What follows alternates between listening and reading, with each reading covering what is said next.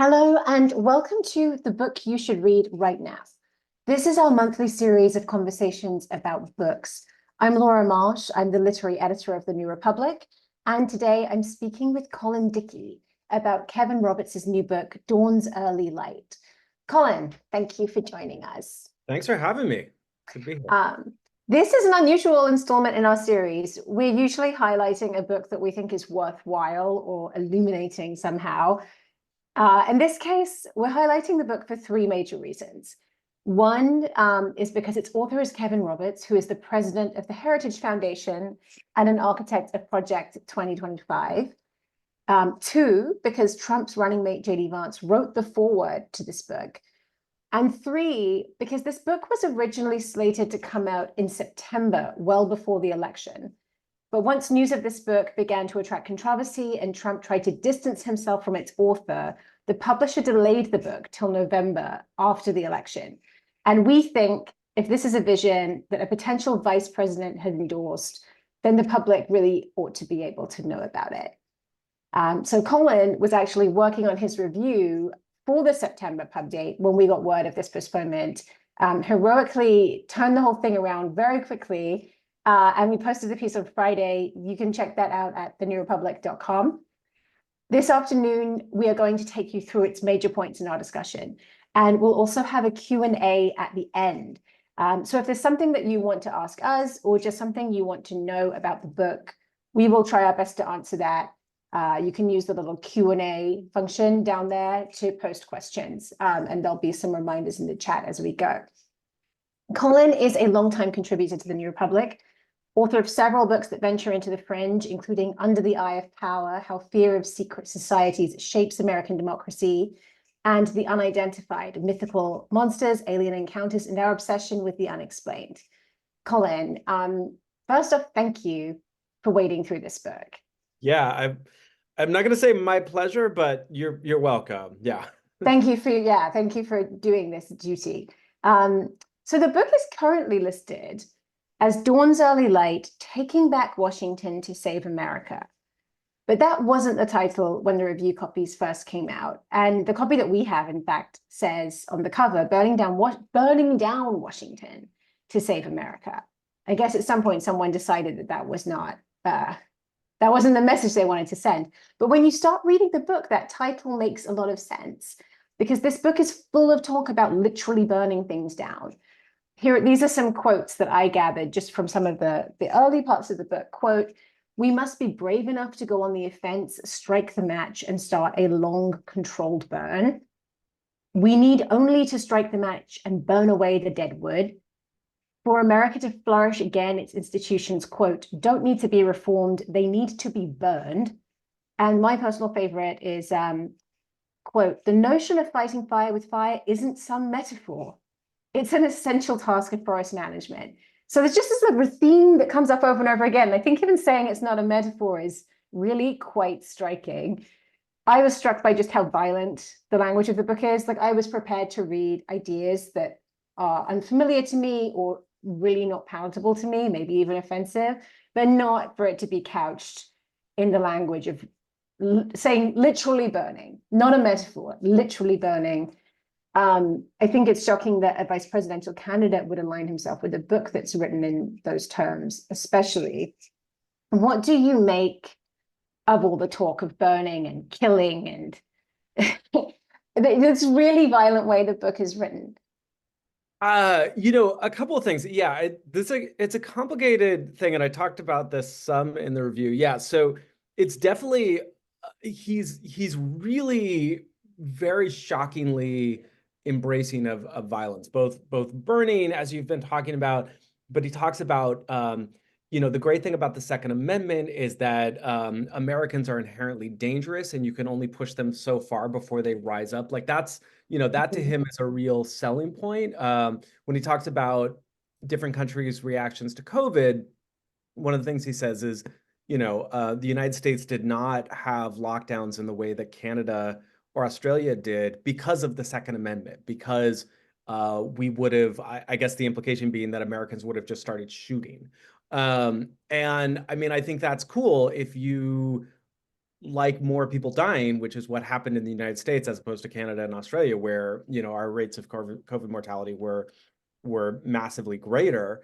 But it is, you know, he really has this love of Americans are inherently a dangerous people, and if you push them even a little bit, they will violently fight back. He talks about, you know, the frontier being a violent place that is the most American thing you can think of.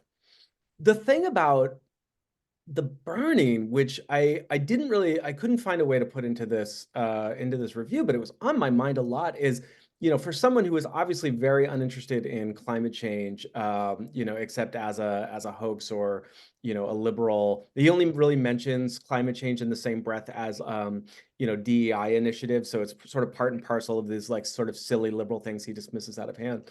But yeah, as you were sort of alluding to, it opens with all this discussion of the California wildfires of 2020. This idea, you know, these like massive climate fueled catastrophes. And he talks a lot about Katrina, or not a lot, but he brings up Katrina, you know, as another climate fueled catastrophe that he brings up in this kind of like awe and wonder. And the thing that occurred to me is that there's this kind of, you know, if people know Edmund Burke's concept of the sublime, there's this Burkean sublime about how he treats climate disaster. This idea that, you know, like Burke, it's like, if you were in the presence of something dangerous, that's terrifying. But if you are safe from the dangerous thing, it you know, provokes this kind of awe-inspiring, sublime thing. So like the difference between being caught in a thunderstorm and sort of watching a thunderstorm from your safe, warm, cozy cabin with a mug of hot cocoa in your hand, and how that, you know, is sort of wonderful and amazing. And it occurred to me that as I was reading, is that he's not in denial about the horrors of climate fueled disasters. He thinks that they're kind of cool and awe-inspiring and these great spectacles that are really sort of like wonderful. And I kept seeing that throughout the book, this kind of not denial of the disasters we're facing, but a kind of weird poetic embrace of them. Yeah, it is strange because he opens by invoking the California fires. And I thought, oh, maybe he's going to meaningfully address those at some point in the book. But he just keeps bringing it back as a metaphor, even though he Yeah, says it's not a metaphor. yeah. He keeps It's coming back to it as cool. something to aspire to and something that Yeah, we should mimic in the way that we order society. I do think also, picking up on your point about, you know, the coziness of watching a thunderstorm from the window, the violence in the book does read like someone who is quite immature and juvenile, invoking, you know, we're going to burn it down, we're going to kill all the snakes that are strangling our country, which is another quote, without really understanding what that means. But I think at the same time,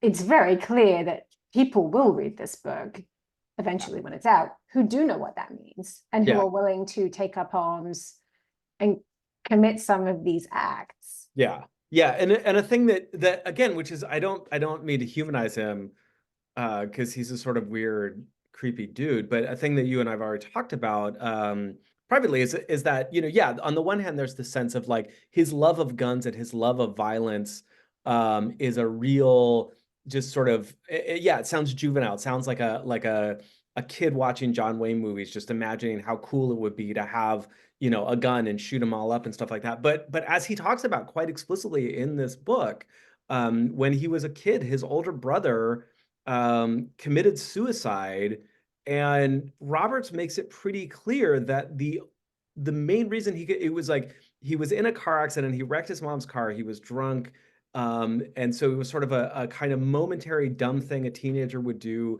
coupled with an acute bout of depression um, and alcohol. But he had a firearm, and he shot himself and he killed himself, you know. And so, you know, this notion that like, oh, like I kept reading thinking like this guy knows nothing about guns and the horrors. Like this guy doesn't ever imagine, you know, what it's like to get a call from your kid at school hiding in a closet. But also like he very much clearly has. And it's a very bizarre, for someone who knows firsthand how ready access to guns increases suicide, increases domestic violence, and increases accident, like that he would still wholeheartedly embrace it is something very bizarre and pathological about this guy and the way the text is written. Well, I was going to bring that incident up a bit later, but since you've already brought it up, I will ask you a little bit more about it. So I think the striking thing when you read this chapter, which is it is probably the most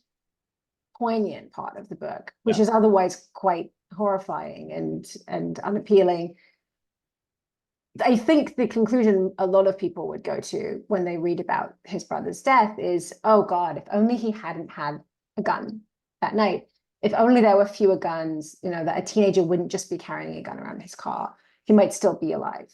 And I think that it's pretty notable that he goes to such great lengths to explain the incident in every other way, because he doesn't want to recognize that guns were a big reason why his brother died that night. And instead, and we'll talk about this when we talk about his ideas about the family, but he basically traces his brother's death to his parents' divorce. Yeah. And it's a very tangled part of the book where he explains that his parents got divorced when he was young. He had two older siblings. One was his brother, who was a pretty successful high school athlete, popular guy, seemed to be doing well. And then his mother got divorced again, and he repeatedly comes back to this idea that their family was broken and that his brother had been neglected, and harps on this idea that in an earlier America, institutions would have conspired to make sure that my parents had stayed together. And somehow this would be the answer. Yeah. But just pages earlier, he's told you that his father was an alcoholic and his parents had terrible fights. And he doesn't want to acknowledge that actually being forced to stay in that family unit might have been really destructive. His real refusal to grapple with the realities that marriages can be very dangerous too. Yeah. And that forcing people to stay in them wouldn't solve these other problems. And I think that actually that's one of the things I found most sad about the chapter, was that he had really refused to make sense of these early years of his life and refused to acknowledge how complicated they were and how difficult I think they would have been regardless. Yeah, I mean, right, like certainly by suggesting the solution would have been for his mother to stay with his alcoholic father, that would have kept his brother alive. It's sort of this sort of immediate sort of valorizing of his brother's life over his mom's life and her, would she have lived? Would she have survived that relationship? It's sort of, who can say? But yeah, it's also that once you have decided that the nuclear family is an essential bedrock element of the United States that everyone needs to be part of no matter what, then you have to cast everywhere and anywhere else for solutions when you yourself are a product of a nuclear family that for any number of reasons just wasn't working. And it's this kind of crazy kind of working backwards from your conclusions and making up the pathway to get there rather than looking at what's right in front of your face. And it is an odd chapter because the rest of the chapters are so kind of rhetorically kind of shrill. Mm-hmm. Here's one where it's almost sort of like Freudian in his telling you exactly what he doesn't think he's telling you, because it's painfully obvious what is happening in his family life, even in his own telling. This isn't something where you have to read between the lines. It's all right there. He's basically if my brother did not have access to a firearm, he would not have done that. It was a momentary, acute bout of depression and alcohol, and yet, a couple chapters later, it's going to be everybody needs a gun. If we are all armed and we are roaming around, Mm-hmm. That's how, and again, this sort of myopic way of looking at the world. It's that's how we'll solve crime, right? Crime will be fine. But the point is not just crime. The point is also depression. That's, the point is, all sorts of things that are exacerbated by the presence of handguns. And he just has no ability to modulate his talking points. And it makes for a bizarre reading experience, literally just sort of difficult to read what is happening sometimes in this book. I think it's really notable because one of the features of this book that differentiates it from some of his other work is that it's personal. He is saying here's my worldview, but here's also some account of my life. It's not an autobiography by any means, but here's some account of my life that can help you connect where I'm getting these ideas from, why I think personally, they would have helped me, and this is why I would like to see society ordered this way. It's not Project 2025. It's not just like a policy document. And I think that the story he tells, both about that moment, his parents' divorce, and then also being raised by his grandparents, the fact that it's so confusing, but also the fact that it's the basis for a set of policies that he wants to impose on 300 million people is really worth paying attention to and looking at the problems just in this one story, one person's life, where actually it doesn't add up, doesn't really fit with the ideas that he's telling us about. There's shortly after this, he talks about how his grandparents really helped him through this time and what amazing people they were. I was struck by the fact he said his grandparents met at work. In the Second World War, his grandmother was working in a military installation, working on planes with his grandfather. And I thought, how interesting, because you're saying you don't think women should go to work, that they should stay home and raise kids. I think there is one line where he said, well, some women could work if they really want to. But, your grandparents met at work, they're role models for you. What's the problem? Later as well, he says that his family were basically saved by government benefits and welfare after his parents got divorced. And he does credit that. Yeah. And then he says, but they shouldn't have been. We should have been given charity by the community. Yeah. And yet you're sort of thinking, but you wouldn't have been. Yeah. The government was the thing that helped you. So it all just kind of falls apart on this personal level. And then it's followed by many chapters of extremely harsh policy prescriptions that do feel, I mean, not to get Freudian about it, because we'll dig into the detail, but they do feel like expressions of helplessness. I was helpless, so we have to have these strict rules. Mm-hmm.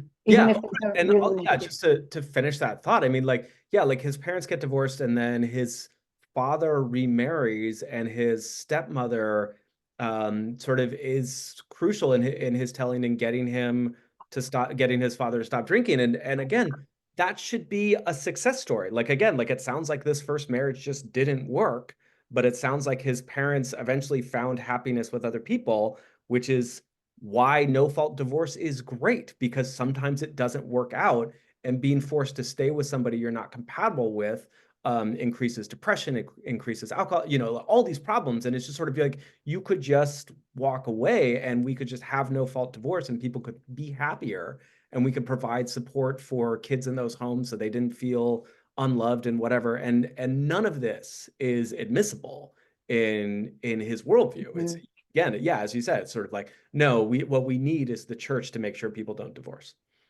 Yeah, it is. The vision he's outlining really is a place where there are no second chances. Yeah. And you make a mistake when you're a teenager and you get married to the wrong person, you're stuck with that, and your family is stuck with that for the rest of their lives. Yeah. So we kind of skipped ahead and dug into some of the personal stuff, which does appear fairly early in the book.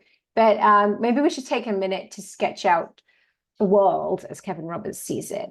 The big theme of this book is that America is in decline. But he writes about society in a way that I think most people won't recognize, because he makes up a lot of his own terminology. So the book talks about the uniparty and the party of destruction and the party of creation, which confusingly I sort of assumed, party of destruction, does you just mean the Democrats? But he does not. It's much more complicated than that. So what are these groupings and how do they fit into the vision of decline that he's writing about? Yeah, you're right. It is really confusing because it's not just the Democrats. It's also sort of centrist or old guard Republicans, small government Republicans, which he refers to as wax museum conservatives. And it also includes the Chinese Communist Party, which is part and parcel of this. Like, it's very weird to me. I mean, I write about conspiracy theories, but I was just surprised how overtly conspiratorial this is. But yes, the Uniparty is a kind of cabal run by George Soros and the Democratic Party and Chinese communists and the New York Times and Harvard, and any number of groups. It's very fungible in the way that conspiratorial thinking is, because it sort of, grows and shrinks depending on the story he needs to tell. So it's just this kind of, sort of amorphous villain that gets invoked to explain anything about America that he doesn't like. Mhm. It's basically anyone who disagrees with him is party of destruction, and anyone who is kind of a hardline, pro-life, conservative is party of creation. I mean, the party of creation thing is very clearly picking up on the pro-life type of framing. The targets of his ire, more specifically, he does list, and I'll quote this because I find it quite a strange list. Every Ivy League college, the FBI, the New York Times, the National Institute of Allergy and Infectious Diseases, the Department of Education, 80% of, scare quotes, Catholic higher education, BlackRock, the Loudoun County Public School System, Boy Scouts of America, the Bill and Melinda Gates Foundation, the World Economic Forum, the Chinese Communist Party, and the National Endowment for Democracy. So some of these are government entities, and I guess if his goal is to influence an administration, like maybe he could do something.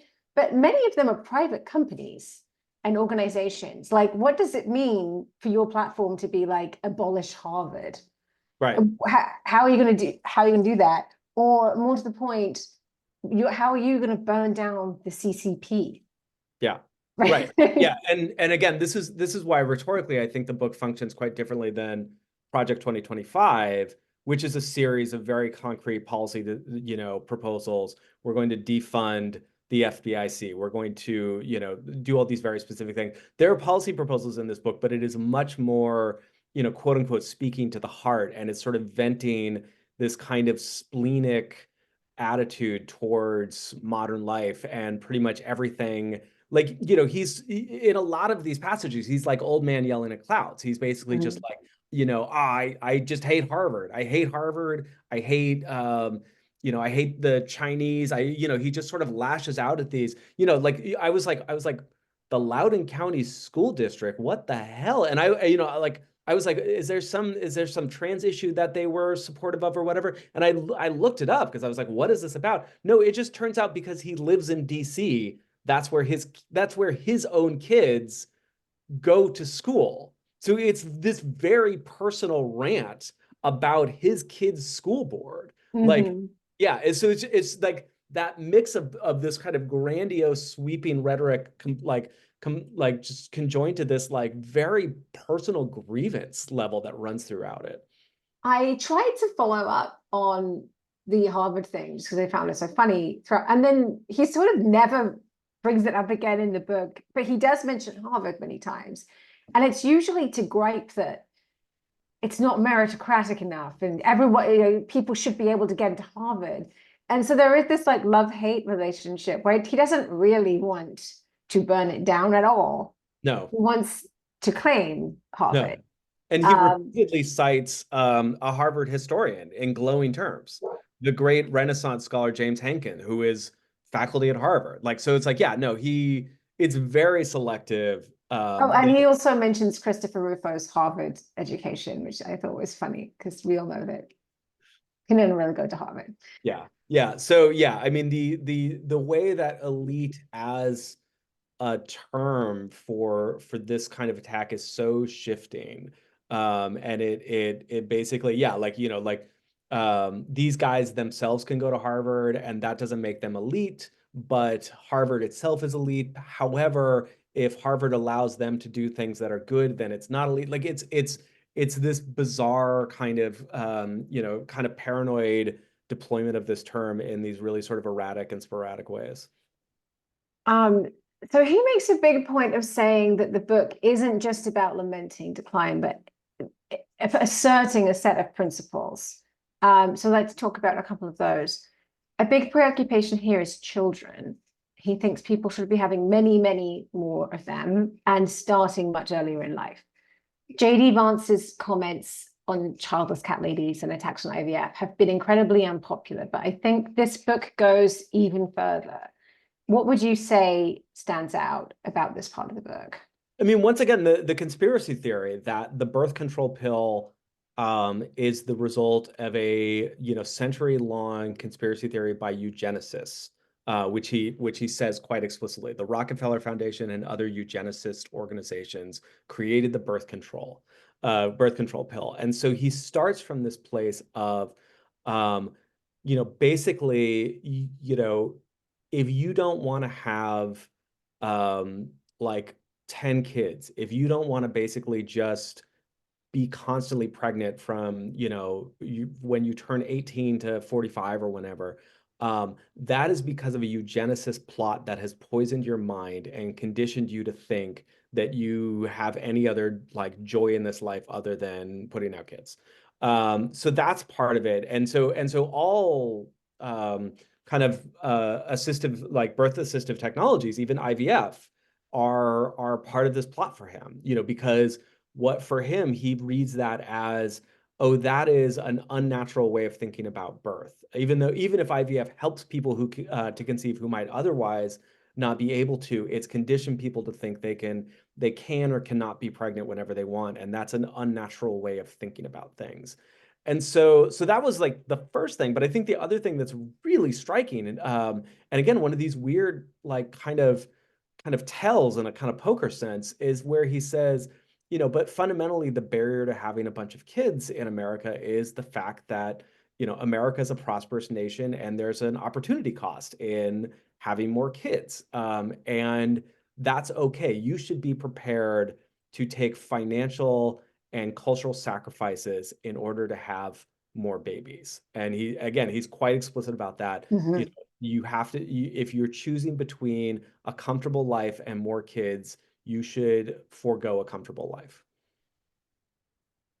Yeah, and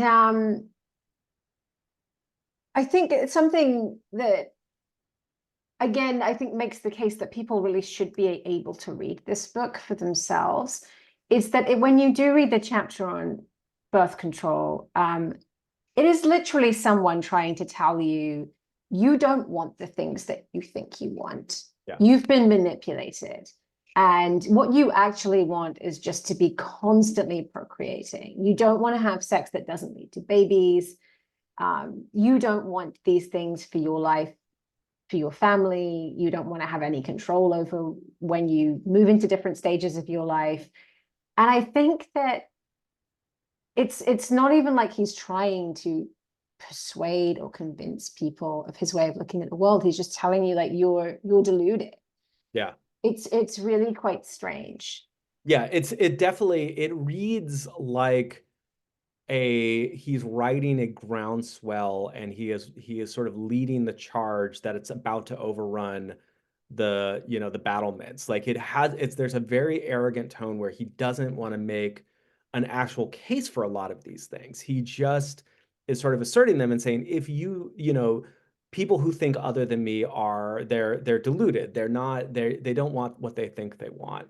Right. And again, like I should just add, it's not just the birth control pill and IVF. It's also, men don't want large screen TVs and video games, because these are also a form of contraception, because they are keeping you from churning out more babies when you are playing, PlayStation or whatever. So it is a real, just like, there's a kind of nanny state element to it that that runs through it. Is like, you don't want what you think you want, and you should not have the liberties that you think you should have if they conflict with my personal values. I was actually going to ask you about that. So the quote here is, video games, huge high definition TVs, social media, pornography, and more, end quote, are part of the problem. And then this is the quote: these technologies aren't thought of as contraceptive, but that is what their effect is in American life. I hope no one teaches that in sex ed, because they are not contraceptives. But what I also get from that, baby, I'm on social media. Yeah. But the impression I also get from that is one of this very narrow vision of the range of activities you can actually do in life. If Yeah. you are not actively producing a baby, working at a job, probably for very little money, or going to church, then you are part of the problem. And Yeah. your life can't be anything outside those things. And I think that is not a vision of life that most people would want to vote for in this country. People want to be able to make their own choices and do a whole range of interesting and weird things Yeah. without being told, oh, well, because you have a hobby, you're not contributing to the birth rate. So you Yeah. should, that's a contraceptive and that should be taken away. It's a real dim like vision of just leisure time in America generally. Like the idea that like, you know, we should keep the Sabbath holy, which he contradictorily sort of is sort of open to all faiths as long as you have some faith, but the Sabbath is only on Sunday. We should go back basically to blue laws. You know, I think you pointed out that quote in an email exchange to me about this idea that like people right now spend too much time on Sunday playing sports or traveling, and they shouldn't. You know, like it's a very he has no patience for just like fun. Like it's, you know, or it's just sort of not clear what his idea of a good time is because it's It so kind of reminded me of like like a truly like Puritan society where like the playhouses would be closed. yeah, exactly. Yeah. Yeah, Because he does literally say that he doesn't think people should be, I mean, like basically playing baseball on Sundays. yeah, The yeah, you thing should that be most people would say that's my best day of the week is like yeah. kicking No, the ball around with my you should kids. be at That would be home. banned by law. Yeah, you should be like musing on God. You know, and then like I don't know, having procreative sex, if anything, right? Like that's your weekend plans, basically, as far as he's concerned. So I do want to bring up the pets thing here. It's not the most important feature of the book, but I think that the way he writes about pets really indicates the distorted reality that lies behind a lot of his thinking. yeah. Um, JD Vance also bizarrely has a thing against cats, as we've all seen. But Kevin Roberts had this bizarre moment where he talks about a very small park in Washington, D.C. And he claims that this park, and it's literally just this one park, is evidence of an anti-child culture in America because the park has a dog run Yeah. and children are, quote, cooped up in a literal cage. So I haven't been to this park. I know DC a little bit, but I haven't been to this park. And I looked it up online and yeah, like it is largely for dogs. That was the purpose of building this park. There are many others that aren't. But the cage that he's referring to is like the coolest play equipment that you've seen in your life that you would like beg to be taken to like every day by your parents. Like this huge climbing frame with like nets and cool lattice and stuff. And it's just very strange that someone could look at that and be seething with anger that there aren't enough children when you could literally just go to another park that's a normal park if that's really what you crave. If like play like it's just so strange because also if you go to like Central Park, right, Prospect Park, they're not just children's play areas, they're just parks that Yeah. everyone can use, Yeah. including people who have pets. um what do you think is happening with this strange fixation on people? I think you say in the review getting dogs. Right. Yeah. I mean, I think he's towing a sort of common conservative line that like, you know, people who have dogs but not kids are, you know, again, sort of foregoing their natural purpose in life, and they are, you know, whatever, you're against nature, and they don't actually want pets. They want kids, and they're just being brainwashed by social media and whatever. I think that like I didn't look up that park that you described, but I think there's also something, just a general rhetorical strategy, which I always find really bizarre, you know, in a book like this, where, like, yeah, if you look this up and then you're like, oh, that's not a cage, but like he doesn't expect Mhm. to look, he doesn't expect his reader to notice that every time he cites James Hankins, he's talking about a Harvard professor in this, you know, in the same chapter where he's talking about Harvard needs to be burned to the ground. Like there's so little respect for his own reader. Like obviously, like I'm a writer, like sure, sometimes you know, you want to make the case you want to make, you know, you kind of, you know, allied things here and there to make your argument as strong as you think you can make it. But like the amount of just like assuming that your reader is a dupe who won't follow up on like basic aspects in your book, like basic fact checking, like won't like bother to like look up these people, won't bother to look up these places, like that, you know, and it's just like you're just gonna like write the most incendiary thing you can and just assume that your reader is stupid enough to say, like, yep, that sure sounds like the Uniparty up to their old tricks again. You know, like, I mean, maybe he's not wrong for some of his readership, but it's still kind of, it's just like a dreary way to write for like an audience that you actually are contemptuous towards. The section on faith also is, I think, pretty out there to most readers. He's proposing things that many Americans would not like to see. We talked about the Sabbath laws, but he's also talking about abandoning a fundamental commitment to religious freedom in this country.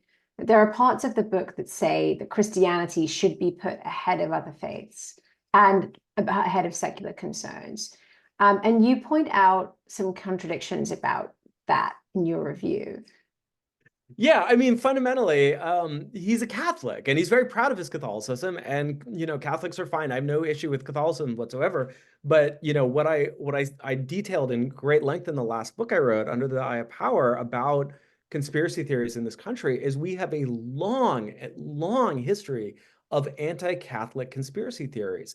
And fundamentally, for much of this nation's founding, pretty much until JFK's presidency, there was a belief that Catholics were unable to participate in American democracy because there was a belief by a kind of xenophobic, bigoted belief that people who were Catholic took their marching orders from their priest and a foreign pope in Rome, and thus could not be relied on to act as rational, disinterested citizens in participatory democracy, you know, weighing candidates and ideas and issues and voting their conscience. That was a line used against Catholics for 150 years minimum in this country. It led to riot after riot. It birthed the Know Nothing Party, which was, you know, this sort of, you know, virulently anti-Catholic organization that, you know, contributed to multiple deadly riots in this country. The American Protection Association in the 1890s, same thing,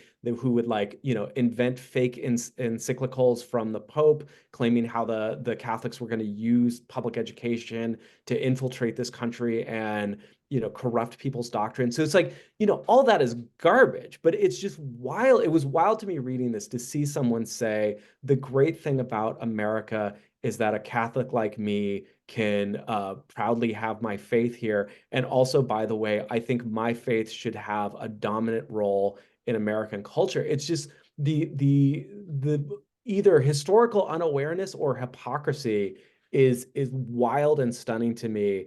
But I think, again, it's par for the course that this is not a book about history. It's a book about a false nostalgia. I mean, it does feel very much like a personal fantasy rather than something that's been thought out methodically. Yeah. One thing I think is useful about the book is that he's honest about what the agenda is. Conservatives often talk about shrinking the government and freedom from the state. But Roberts is quite openly saying he would use the state to limit what Americans can do. J.D. Vance says this in his foreword, which is similar. Quote, the old conservative movement argued if you just got government out of the way, natural forces would resolve problems. We are no longer in that situation and must take a different approach. So I think that's quite a strong statement of intervention. And Roberts asks, quote, how can we reconcile the need to wield political power to rebuild civic society with our skepticism of government intervention? I thought when I read that, which is quite early in the book, oh, that's interesting. He's going to grapple with this tension. But he really doesn't. He just sort of decides, I'm going to have it both ways. Yeah. And I do want to quote this longer section where he gets into it, because I think it's quite remarkable. So here it is.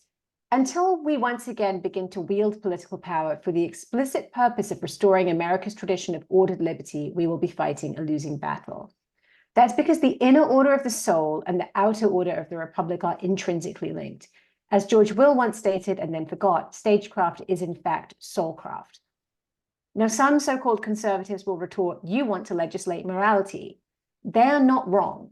I do want the new conservative movement to make America moral again. What the Wax Museum conservatives are wrong about, however, is that there is some alternative to legislating morality, that there is some other universe in which everything is neutral and freedom reigns supreme. they couldn't be more wrong. Yeah. Pretty incredible. Yeah, I mean, it's a real sort of fascinating, if terrifying, sea change from the 80s when, by and large, conservatism in America had a sizable influence on culture. I mean, attitudes towards the LGBTQ community were very different. And they could afford to say, that's just one example, but they could afford to say things like, we just need to get government out of the way, because they felt as though they had culture. But they've lost the culture war. They are fundamentally not cool. And they haven't been cool for a while. And they understand, I mean, Roberts is very clear, and I think he's right, that politics is downstream from culture. And so they cannot win a sort of libertarian argument for their way of life, because, as we've been talking about, their way of life for most people kind of sucks, right? Like, like Mhm. they can't make a case for why you should get rid of your, smartphone and your big screen TV and your IVF and your baseball games on Sunday. They can't make a case for that, or at least Roberts doesn't try. What he Mm. does instead is he says, like, this is the right way, and if I need to use government to force it down people's throats, I'm willing to do that. Yeah, and I think again, I think that's a reason why people really should know what the book says, because someone saying that it's a fantasy that there is a universe in which freedom reigns supreme, but he doesn't believe that in freedom is, I think that's off-putting to both the right and the left, or Yeah, large parts of the right and the left. yeah. Okay, so final question before we go to the audience questions. You write in the review, once dawn's early light finally arrives, we're going to need not just prayers, but thoughts and prayers, because that America where those Christian jobs will be returning will be one of more guns, more vigilantes, and more violence. In what forms do we see vigilantism and violence extolled in the book? I mean, it's really, this is one of the things I think I was most surprised about, because I think the right wing is traditionally associated with a real love of law enforcement and local police, in particular. And obviously, since Trump, the right has soured on the FBI, and so there's lots of disparagement of the FBI here. But he is sort of oddly dismissive of local law enforcement as well. I mean, again, there are moments throughout here where I find myself sort of agreeing with him despite myself. And one of them is he talks about the Uvalde school shooting, and he talks about the cop's response and how horrified he was. And I'm like, yeah, absolutely, Mhm. as we all were, because that was a complete derelict of duty. But he doesn't then give the cops a pass. He just basically is like, we don't need them. And Mhm. he sort of valorizes, this kind of historically problematically inaccurate argument about Korean shopkeepers during the Rodney King riots in LA in 1992, which I think was seized on by a lot of white conservatives in a kind of racist way. But basically, this idea that shopkeepers, armed themselves and sort of kept the peace again because the LAPD withdrew, because the actual cops sucked, right? Which is something I think people on the left are going to like find common cause with him on. This very one small thing is that ACAB. But I think that his solution is, no, we should just arm everybody. We should sort of instill like local gun clubs. We should like like every kindergartner teacher needs to have an AR-15 in the closet and a Glock on the hip, and that is just how we're going to make America great again. It's just weaponizing the hell out of it. Yeah, I mean, to sum up, I think the vision is enforced families and lots of guns. Those are Yeah, the two pillars here. yeah. Well, we have so many questions from the audience, so I'm going to start getting into those. The first one is, would a ground up swell, like a major petition drive, have the publishers reconsider their decision to release the book in November? I don't think so. I don't think it's in anybody's interest to do that. And I don't know why people would want that. I mean, like, I think you're right that people have a right to know what it is, but I don't want to make the argument that you should pay Buy for it. price. Like this is not a bestseller. This is like, no, this book should be like, we should be aware of it, but I don't think it needs to see the light of day. I guess that's my feeling. Someone else asked, and I can't find it now, but what if Trump loses? And I take that question to mean what happens to this book if Trump loses? Because I think it will be very interesting. I think it will be very strange timing to come out a week after the election if Trump has lost, being like, here's my vision for the America I wanted to force on you. Yeah. I mean, but it won't be anymore. I don't think even if Trump wins, I don't think people will care about this book. I think if Trump loses, people won't care about this book. This book is a book that was supposed to be released in the run-up to the election. And it's just like, even if you are the absolute target demographic, I don't know that this is a book that really has much meaning or value. After, like, it's a battle cry, and a battle cry after the war is over kind of doesn't matter what team you're on or whether or not you're side. It's sort of, I don't. That's my feeling. Maybe I'll be wrong, but that's my feeling after having read it. A couple of people asked if we had discussed the foreword, and I did bring it up briefly, but we didn't really get into it. So I guess I do want to ask how the foreword changes the reading of the book for you, and just preface that by saying, when I read the foreword, I think that Vance goes to great lengths to make the book sound quite a lot more sober and policy-like than it is. Yeah. Like I mean, despite the fact that I think Vance uses some incendiary language in the foreword, that's not the book I read. Yeah. The book I read wasn't about like jobs programs.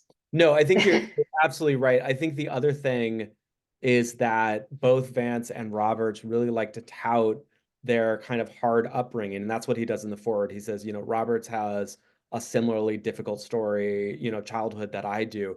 And they try and use these bona fides to justify these, kind of insane policy recommendations that we've been talking about. So that's the thing that mostly stuck out to me, is that, Vance basically saying, like me, this guy had a hard upbringing and therefore you can trust him. And then, yeah, as you say, both sort of, he's sober and rational, and these policy ideas that you're going to not actually find in this book are great, but also we should circle the wagons and start shooting like crazy. Another question here, and I think we sort of covered this, but says, please discuss the inherent contradiction of arming ourselves to protect us from a government trying to force things down our throat.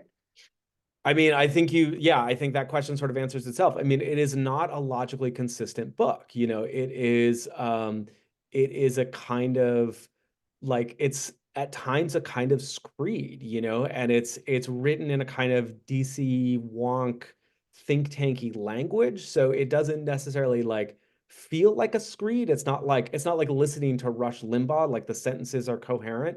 But it is, if you actually if you actually sort of put it all together, it is this kind of contradictory, illogical, kind of emotionally driven, kind of mishmash of ideas that are, in a lot of ways we've talked about. And that comment and other comments have brought up are just kind of like running completely at odds with each other.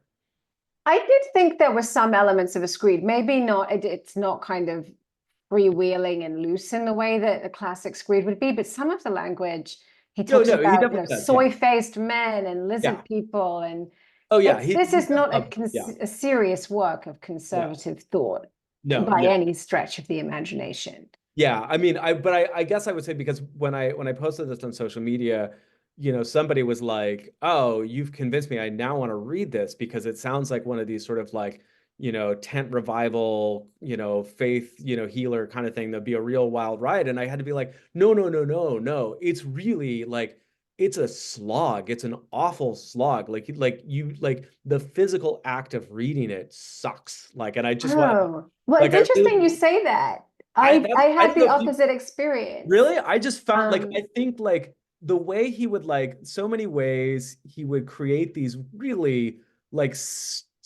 simpleton straw men, that then he would like hector and harangue. Mhm. It's like, yeah, it's like the guy on the street corner shouting for like 20 seconds. You're like, wow, this is maybe interesting. And then so you're like, man, I'm just I trying have to, to go to the store. yeah, like I'm just trying to drink my coffee, just like give it a Mhm. rest, dude. That's, yeah. I guess I found it. I mean, it's not like I enjoyed the book. I would, after this conversation, I hope never to have to read it again. But I did find it strangely propulsive. Like, just seeing what is he going to say next? Like, Sure. what's he going to come up with? Some of the storytelling is perfectly competent. Like, it could have been much worse. Could have been much harder to read. So I think there is something weirdly compelling about it, just on the level of can't look away. At least that was my experience. Yeah. Another question.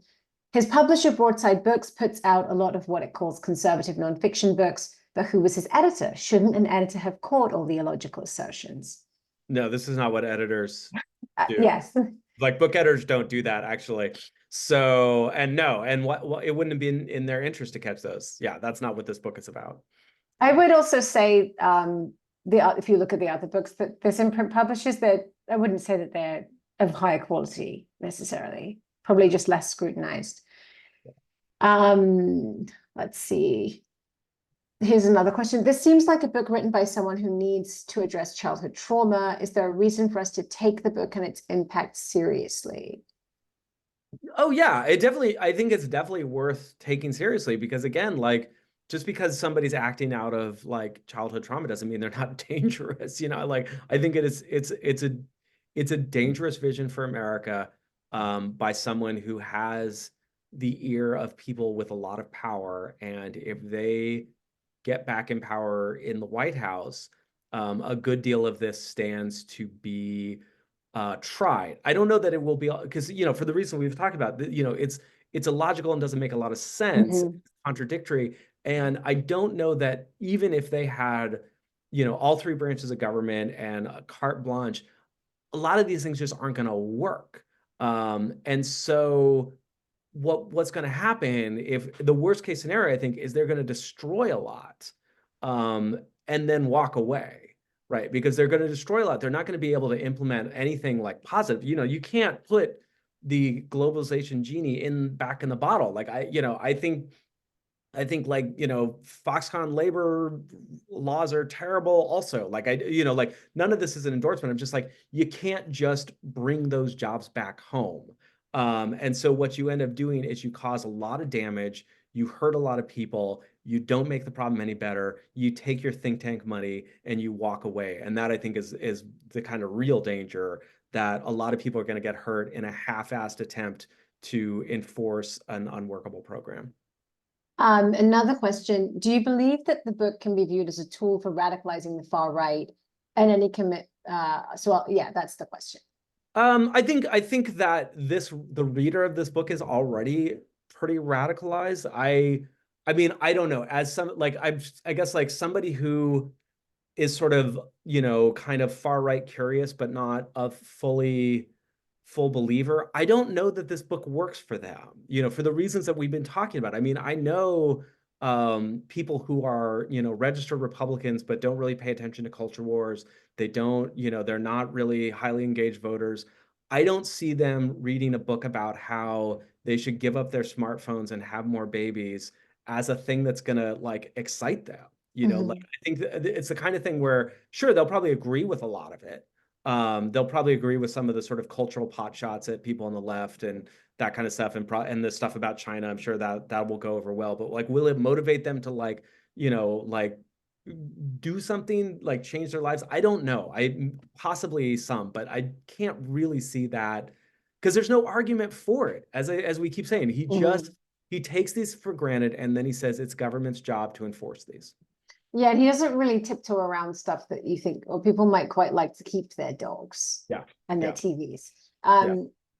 How can we build from here to get the word out if the next Republican president would implement this? How could we raise awareness? I mean, I think the work being done to spread Project 2025, which is available online, And there are a lot of good summaries about the kind of like very specific policy proposals, which I think in many ways are much more shocking and disturbing than the kind of broadside invective that goes on in Robert's book. I think getting that out has been very successful. I think tying that around Trump's neck is hugely has worked, is working, and will work particularly for people in the center, people who are checked out, people who are not, on social media, that kind of thing. Like those are the kind of people who need to hear about Project 2025. Yeah, I also think one of the things that's important about this book, regardless of the contents, is that it provides a pretty clear link between Roberts, Vance, Trump campaign. Yeah. However much the Trump campaign says we're not interested in Project 2025, how can you say that when the vice presidential candidate read the book and wrote this very carefully worded foreword about it? Yeah. So I think that it's important to keep talking about the book in as much as it keeps the conversation going about Project 2025, and I don't think they should be allowed to just sort of slip out of that and disavow it. Yeah. Okay, well, that's all we have time for today. The book Dawn's Early Light will not be out soon. You can read Colin Dickey's review titled "Voters Have a Right to Know What Kevin Roberts' Disturbing Book Says" at newrepublic.com. If you like this event, we host these monthly for subscribers, and you can sign up by going to our website and clicking subscribe. Colin, thank you so much again for talking with us. Yeah, thanks for having me on. And I know there are some questions that didn't quite get answered. And feel free to find me on Blue Sky. That's where I'm most active. And I'm happy to talk with folks further. But thank you, Laura, for having me. Thanks for Kim for running this. This has been a lot of fun. Yeah, and thank you to everyone who came. I hope you enjoyed this discussion, and that we'll see you again soon. Yeah, thanks, everybody.